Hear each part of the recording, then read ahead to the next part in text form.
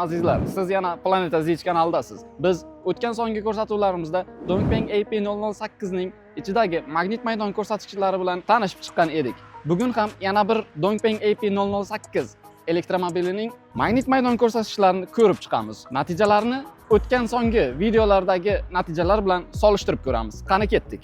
Elektromobilimizning haydovchi o'rindig'i 08 milligauss. Haydovchi oyoq osti ko'rsatkichimiz 308 milligauss. Markaziy konsoldagi ko'rsatkichimiz 07 milligauss. Monitorimizdagi ko'rsatkich 1 milligauss. Yon o'rindig'imizdagi ko'rsatkich 06-07 milligauss. Orqa o'rindiqdagi ko'rsatkichni ham ko'rib chiqamiz. Orqa o'rindig'imizdagi ko'rsatkich 09-1 milligauss.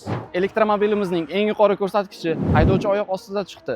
308 milligauss. Birinchi va ikkinchi sonli videolarimizdagi Dongfeng AP008 elektromobillarimiz bilan solishtirganimizda natijasi ancha pastroq. Ularning natijasi 5.5 va 6.7 milligauss. Aynan haydovchi oyoq ostida chiqqan edi. Sizning ham elektromobilingiz ichidagi magnit maydon ko'rsatkichlari qiziq bo'lsa, ekraningizdagi telefon raqamlariga aloqaga chiqing. Uni ham tekshirib beramiz. Aytgancha, kanalimiz rivoji uchun Instagram va YouTube sahifalarimizga obuna bo'ling hamda like bosing. Keyingi videolarimiz qaysi elektromobillarda bo'lishini kommentariyalarda yozib qoldiring.